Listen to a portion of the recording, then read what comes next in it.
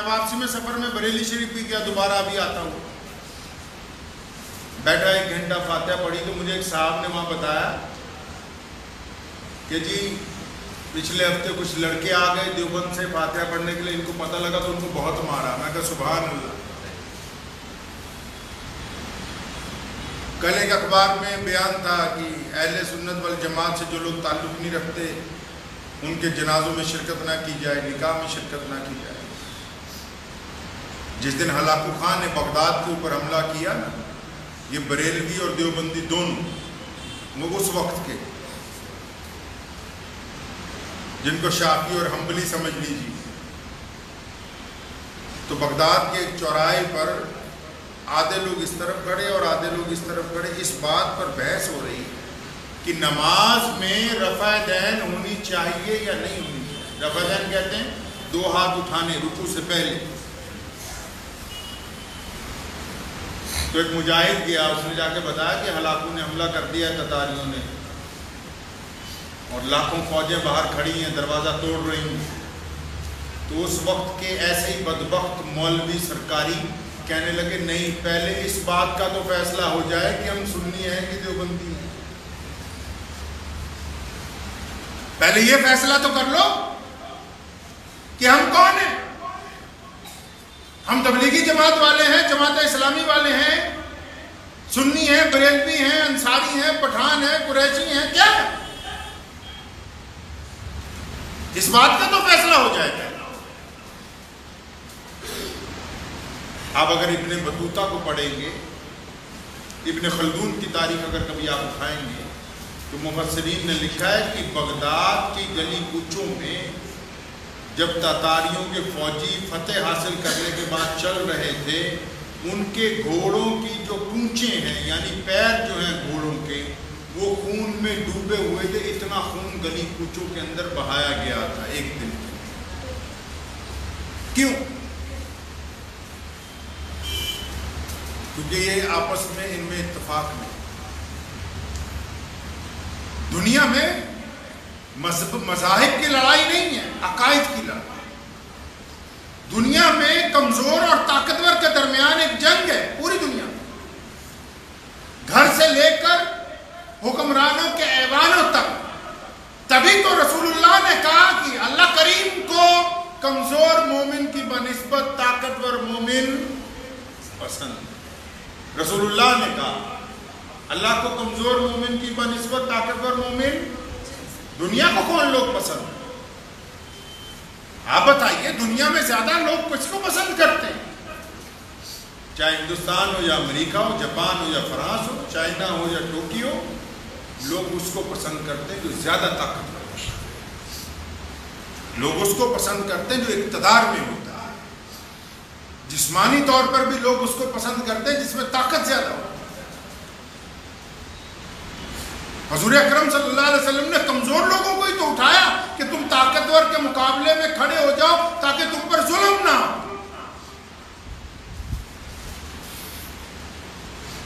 یہ کون سے عقائد اور نظریات ہیں؟ آپ کہتے ہیں، میں پوچھنا چاہتا ہوں دیوبندیوں سے بھی، بریلویوں سے بھی، دونوں سے، کتنے سال ہوئے تمہارے وجود کو؟ کسی کا کوئی میں بے عزتی کرنے کا ارادہ نہیں، میں پوچھنا چاہتا ہوں آخر کتنے سال سے تم وجود میں ہو؟ بتاؤ تو صحیح، تمہارا باپ کتنے سال پہلے اسلام کو لایا، اس کا باپ کتنے سال ہو گئے؟ اگر تمہاری تاریخ اٹھا کر دیکھنے لگوں گا نا ایک عام مسلمان کی طرح، تو 100 سال، 70 سال، 110 سال، 120 سال کے بعد تمہاری تاریخ دم توڑ جائے گی۔ دنیا کی تاریخ پر کوئی دیوبندی بریلوی نظر نہیں آتا ہے۔ اور رسول اللہ کا دین محمد الرسول اللہ سے جاری ہے، تم سے پہلے بھی اسلام قائم تھا، اور یاد رکھو تمہاری حرکتوں کے بعد اسلام باوجود تمہاری حرکتوں کے قائم رہے گا۔ تم مٹ جاؤ گے، اسلام مٹنے والا نہیں۔ بتائے تو صحیح نا جتنی جماعتیں ہیں، جماعت اسلامی کو پوچھو ذرا کتنی تاریخ ہے تمہاری؟ تم کہتے ہو ہم اسلام کا ڈنکا بچائیں گے، کس طرح رفع دین کرو؟ اہل حدیثوں سے پوچھو تم کب پیدا ہوئے؟ شیعوں سے پوچھو کب آئے تم دنیا کے اندر وجود؟ کب تم نے اپنے آپ کو سنی کہنا شروع کیا؟ اسلام کے نام پر دھول تماشا شروع کر رکھا ہے. جب کوئی مسلمان کسی غریب مسلمان کو گھیر کے ایک بھیڑ مارتی ہے اس وقت بلک بلک کے اپنے گھروں میں روتے ہو. کیا اس کام کے لیے تمہیں دیوبندی بریلوی انصاری شیعہ اور قریشی بنایا گیا؟ شرم و حیا اتار کر پھینک دی اس قوم. اتنی بھی غیرت باقی نہیں رہی کہ ہم یہ دیکھیں کہ ہم محمد رسول اللہ صلی اللہ علیہ وسلم کی امت میں سے. تم کہتے ہو کہ ہم دیوبندی ہیں، بریلوی ہیں، ہم انصاری ہیں، ہم قریشی ہیں، ہم شیعہ ہیں، سنی ہیں، لیکن جو پٹائی کرنے والا ہے اس نے تو ایک دفعہ نہیں پوچھا تبریز کو کہ ذرا یہ تو بتا کہ تیرا چلہ لگایا کہ نہیں. اس نے نہیں پوچھا ان سے کہ تو اجمیر شریف جاتا ہے کہ کلیر شریف جاتا ہے. اس نے پوچھنے کی کوئی زحمت نہیں کی کہ تو تازیہ نکالتا ہے کہ نہیں نکالتا ہے. اس نے نہیں اس سے ایک دفعہ بھی پوچھا کہ تمہارے اجتماع ہوتے کہ نہیں ہوتے، کتنی تسبیح پڑھتے ہو، کتنا ثواب تم کو ملے گا.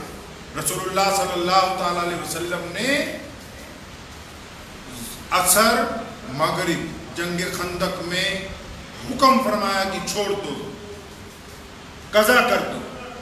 نمازیوں کو بتاتا ہوں جو کہتے ہیں کہ ہماری نماز نہ چھٹ جائے، فرمایا پہلے دشمن کا مقابلہ ہوگا بعد میں پڑھیں. میدان بدر میں فرمایا کہ روزہ توڑو. پتا آپ کو میں روزہ توڑوں کیوں؟ اسلام باقی ہوگا، اسلام کو ماننے والے باقی ہوں گے. یہ اگر قائم رہیں گے تو یہ مسجدیں آباد ہوں گی، لوگوں کے درمیان دکھ درد ان کا بانٹیں گے. اگر ان کا وجود ختم ہو جائے گا تو پھر یہ تسبیحات، یہ سجدے، یہ کس نے کرنے؟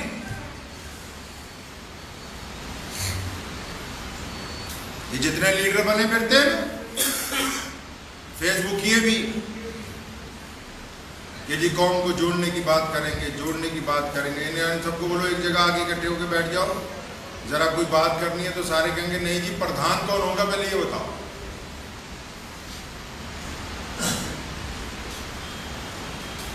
قبرستانوں میں نا پردھان بنا دیا جائے گا، وہاں نا پردھانیاں شروع کروا دی جائیں. پردھان کون ہوگا جی؟ لوگ اپنے امیر کو امیر نہیں مانتے. ہر بندہ چاہتا ہے کہ میرے مزاج کے مطابق سسٹم کو چلنا چاہیے. جب تک اپنے دین کے مزاج کو شامل نہیں کریں گے اپنے درمیان کوئی بھی سسٹم کامیاب نہیں ہو سکتا. یہ آج کے بیان کا مقصد یہ نہیں ہے کہ ہم خوفزدہ ہیں، ڈرے ہوئے ہیں. ہم انگریز سے نہیں ڈرے گا. دنیا کی کوئی طاقت اہل ایمان کو ڈرا نہیں سکتی. مقصد آپ حضرات کے ساتھ گفتگو کا یہ ہے کہ جتنے لوگ آن لائن بھی سن رہے ہیں ان کو بتانے کا مقصد ہمارا یہ ہے کہ آخر کب تک آپ صرف دین کو عبادت کے لیے استعمال کریں گے. دین عبادت کی چیز نہیں ہے، مکمل زندگی کو اپنانے کا نام. مساجد جو ہیں یہ صرف نماز پڑھنے کے لیے نہیں، یہ فلاح و بہبود کے ادارے ہیں، مسلمانوں کی طاقت اور عظمت کی علامتیں ہیں. آپ گلہ نہ کریں کسی سے. لوگ کہتے ہیں کہ ہم حکومت سے جا کے گلہ کریں گے جی فلاں نے یہ کر دیا، فلاں نے وہ کر دیا. اگر آپ اتفاق سے ہوں، آپ متحد ہوں تو حکومت آپ سے پوچھنے آئے کہ آپ کو کس چیز کی ضرورت ہے. آپ میں اتفاق. سب سے پہلی ابتدائی ضرورت جو ہے حالات کے مطابق اسلام کو سمجھنے کی.